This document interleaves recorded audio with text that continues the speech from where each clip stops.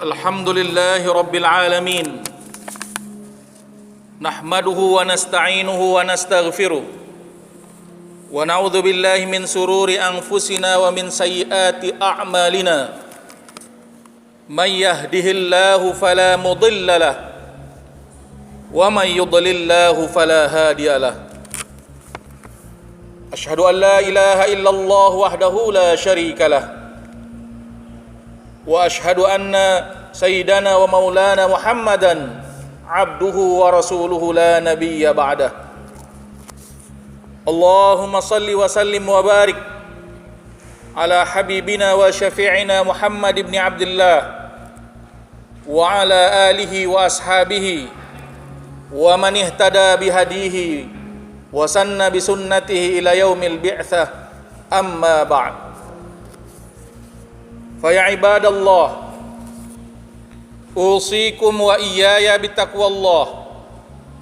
Faqala Allah Ta'ala fil Qur'anil Karim, ya ayyuhalladzina amanu taqullaha haqqa tuqatih wa la tamutunna illa wa antum muslimun. Ma'asyiral muslimin wa jumratal mu'minin rahimakumullah. Saya mengingatkan diri saya sendiri dan kita semua, marilah kita perkokoh ketakwaan kita kepada Allah Subhanahu wa taala, melaksanakan semua perintah Allah dan meninggalkan larangan-larangannya. Begitu banyak nikmat rezeki yang telah Allah anugerahkan kepada kita tanpa kita sadari. Nikmat iman, nikmat Islam, nikmat kesehatan, nikmat kesempatan.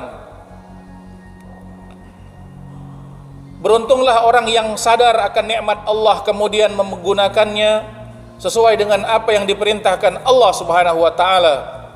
Namun celakalah kita bila kita lalai mensyukuri nikmat Allah. Dengan kesehatan, dengan kesempatan justru kita pergunakan untuk melakukan perbuatan yang dimurkai Allah Subhanahu wa taala. Dalam sebuah hadis Rasulullah mengingatkan, "Man lam yaskuril qalil, lam yaskuril katsir."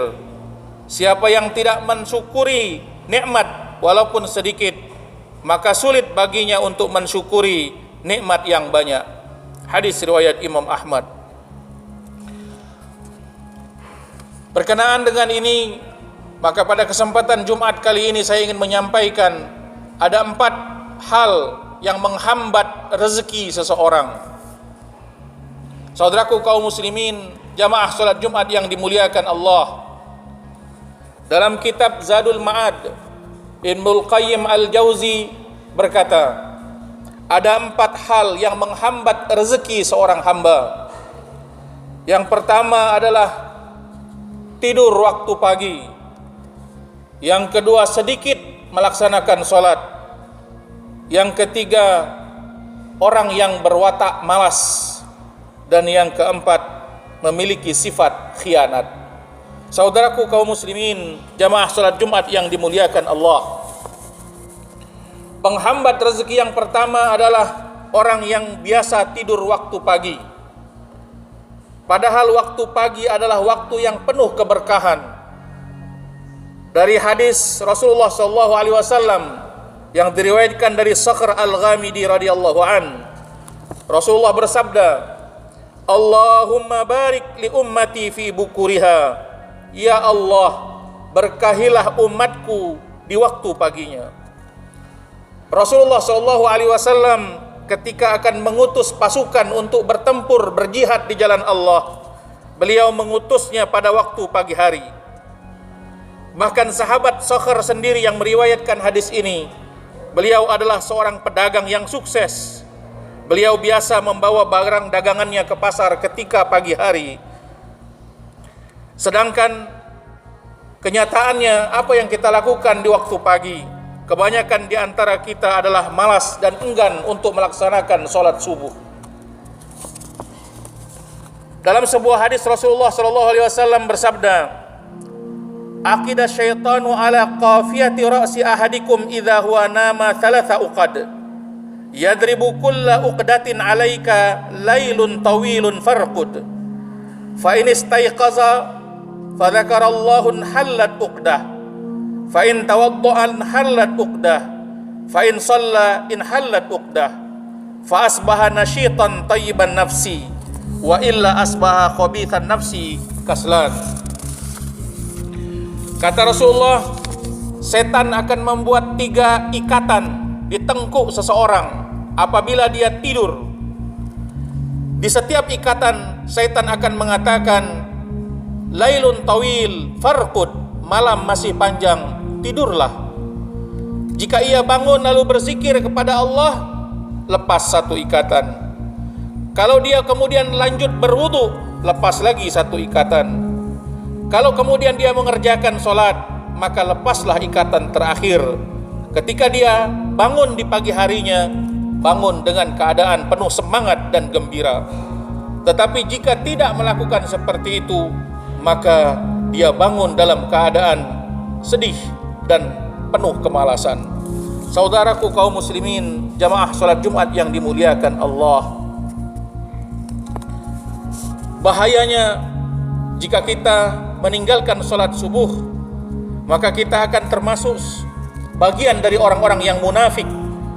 Karena Rasulullah mengingatkan, "Laisa sholatun athqala 'alal munafiqin min sholatil fajri wal isya, walau ya'lamuna ma fihima la atauhuma walau habwan." Tidak ada sholat yang lebih berat yang dilakukan oleh seorang munafik melainkan sholat subuh dan sholat isya.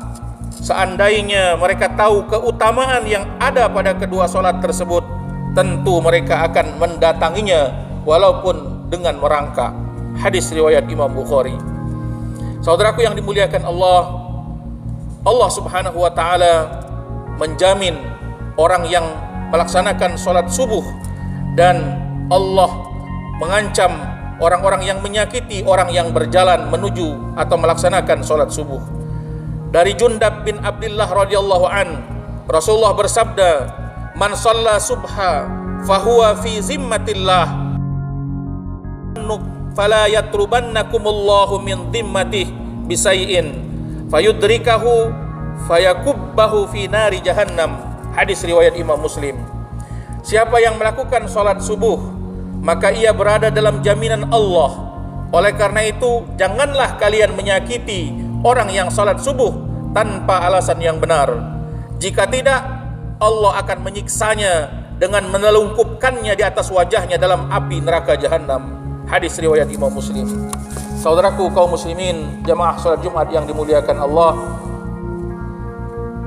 disunahkan bagi kita yang melakukan sholat subuh di masjid untuk berdiam atau i'tikaf menunggu matahari kira-kira 15 menit setelah matahari terbit untuk mengerjakan sholat isyraq 2 rakaat agar mendapatkan pahala haji dan umroh yang sempurna. Saudaraku yang dimuliakan Allah, yang kedua yang menjadi penghambat rezeki seorang hamba adalah sedikitnya melakukan sholat. Karena orang yang malas mengerjakan sholat, kurang ketakwaannya, padahal takwa merupakan kunci pembuka pintu rezeki. Allah Subhanahu wa ta'ala berfirman, "A'udzubillahi minasyaitonir rajim. Wa may yattaqillaha yaj'al lahu makhraja wa yarzuqhu min haitsu la yahtasib. Wa may yatawakkal 'ala Allah fa huwa hasbuh. Innallaha balighu amrih. Qad ja'alallahu likulli syai'in qadra."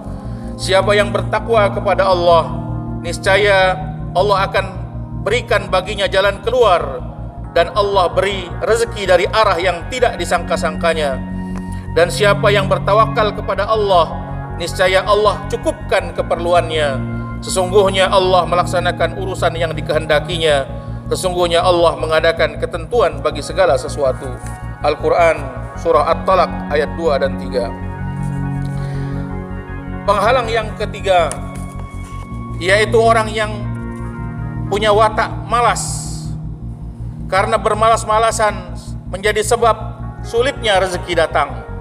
Seorang muslim dituntut untuk bekerja dan bertawakal kepada Allah. Sebagaimana hadis Rasulullah SAW, "Lau annakum kuntum tatawakkaluna 'ala Allahi haqqa tawakkulih, la ruziktum kama turzaqut tayr, taghdu himasan wa taruhu bitana." Seandainya kalian benar-benar bertawakal kepada Allah, tentu kalian akan diberi rezeki sebagaimana Allah beri seekor burung kecil. Ia pergi pada pagi hari dalam keadaan lapar dan kembali ketika sore hari dalam keadaan perut yang sudah kenyang. Hadis riwayat Imam Tirmizi.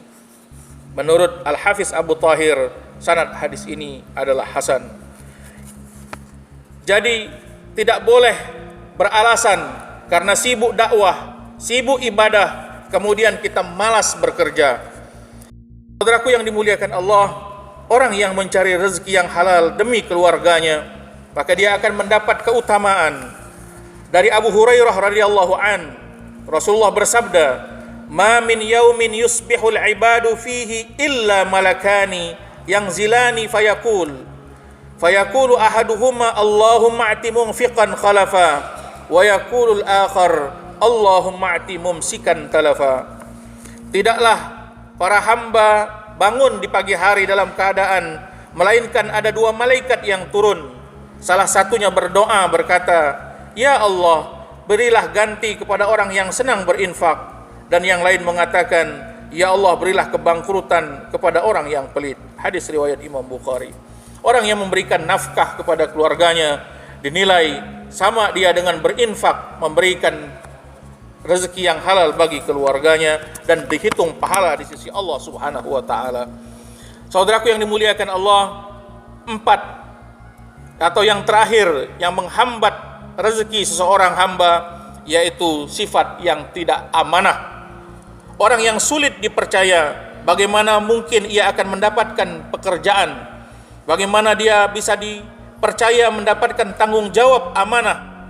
Ketahuilah bahwa orang yang berkhianat menyandang satu sifat dari sifat orang-orang munafik.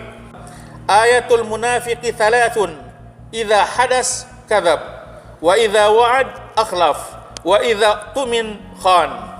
3 tanda munafik adalah jika ia berkata dusta, jika berjanji ingkar, dan ketika diberi amanah maka ia khianat.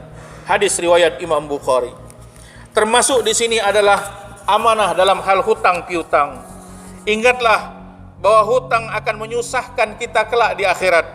Dari Abdullah ibnu Umar, Rasulullah SAW bersabda, "Man mata wa alaihi dinarun aw dirham, qudiya min hasanatihi, laitha thamma dinarun wala dirham."